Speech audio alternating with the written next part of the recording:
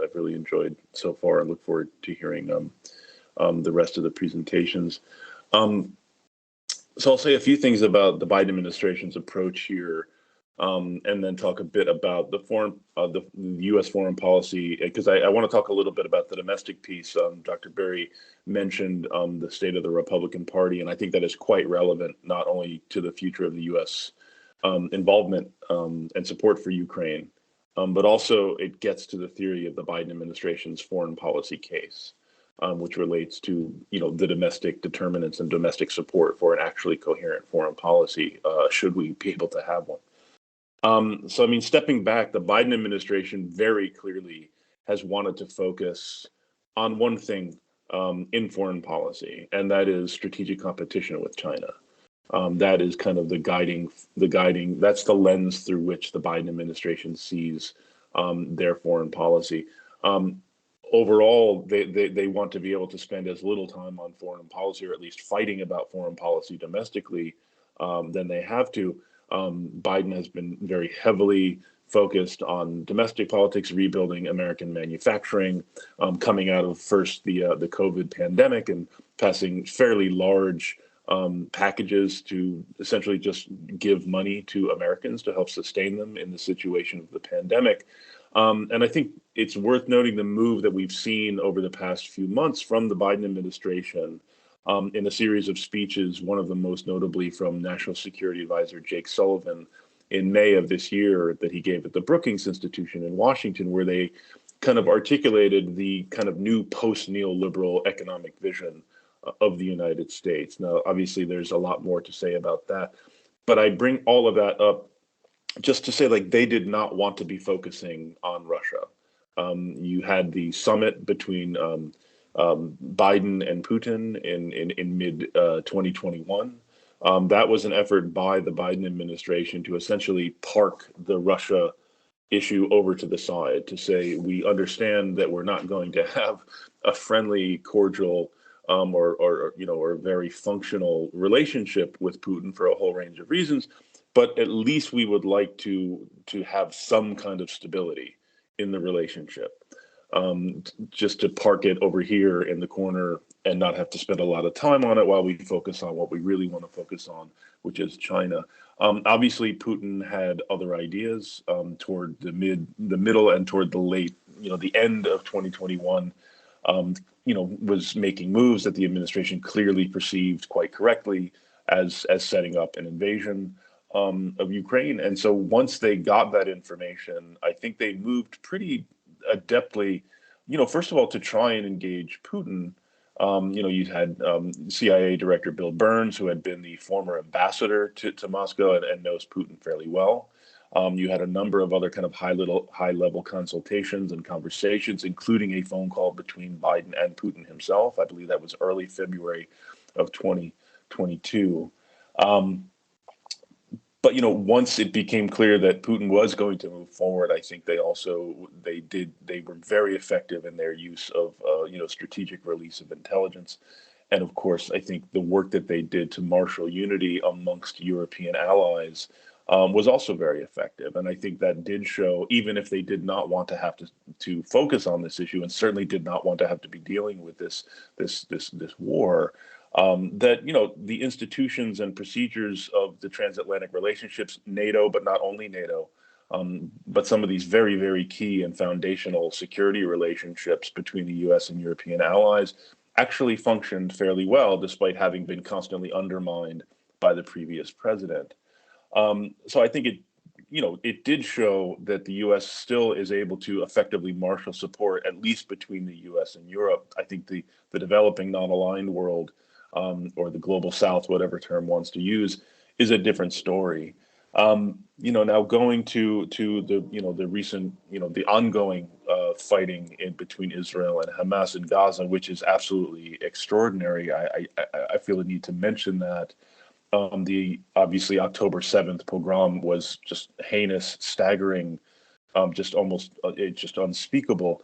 The violence we are seeing now, the bombardment of Gaza, which I believe has led to over 7,000 deaths, just also incredibly awful, is, of course, taking more of their attention. which is to say this is an area where they also did not want to be, doing much. I mean, their goal was to kind of keep a lid on the Palestinian issue, try to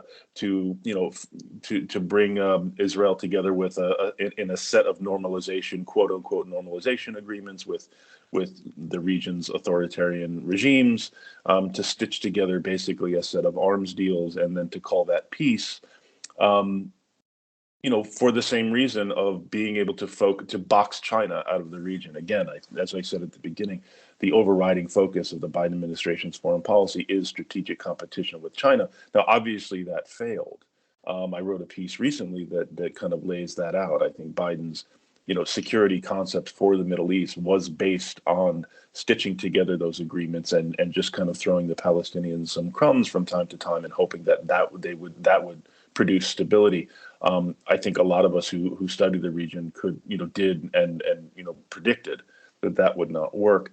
Um, so with getting back to the Russian war on Ukraine, I mean, I think the president has used it pretty effectively to just lay out a set of foundational principles for how he and his team view the purposes of American foreign policy. I mean, he has often talked about, the need to defend a developing, struggling democracy from, dominance and invasion by a more powerful authoritarian neighbor. But even if Ukraine were not a democracy and Russia were not authoritarian, there's just the basic and very foundational issue of the inadmissibility of the acquisition of territory by force, that countries have a right to be secure in their borders and not to be invaded by their neighbors, whatever the nature of that neighbor's government. And I think that's very important. Now, getting to some of the challenges domestically, yes, as we've seen over the past few weeks, in the continuing resolution that was passed in Congress to keep the government up and running right before Speaker of the House Kevin McCarthy lost his speakership, in large part because he cut that deal with Democrats. They've been trying to pass a new aid package for Ukraine. There is opposition inside the Republican Party, although I would note is not majority opposition. You have, just because of the margins inside the House of Representatives are so slim, it empowers a small group of very far right Republicans to make their presence felt and withhold their support. So I would still say there is majority support, certainly among Democrats, but even among Republicans in both the House and Senate for continued Ukraine aid. But I think a small minority of extremists are more empowered, but you have to work with them. They are still empowered now, despite the fact that the new speaker, the just elected speaker, Mike Johnson, also strongly supports continuing aid to Ukraine. But the fact of the matter is the presumptive nominee, Donald Trump, opposes it, and has always raised questions about the aid, has been critical of Ukraine as someone who is clearly sympathetic to Vladimir Putin for a whole bunch of reasons. So this is going to continue to be a challenge, though I would note that it seems likely that the administration and Congress will be able to attach Ukraine aid to what is going to be another Israel aid bill, and passing those both together. That's not for sure, but it does seem pretty likely to me that is something they're able to do. And the president laid out the case for that in his speech from the Oval Office last week. Even if personally I don't buy his equivalence between Israel and Ukraine, I think that equation falls apart on a number of reasons. But I think making the case as he did, that we should help both of these countries is going to be politically effective. So I can stop there, and if you have a follow up, happy to answer. No, that is all that I needed, Matt. That's a fantastic explanation. Hope just one last small comment here, just like under 10 seconds or so. Do you think the next election is going to change something regarding the foreign policy, especially like when you Yeah. take the war under consideration?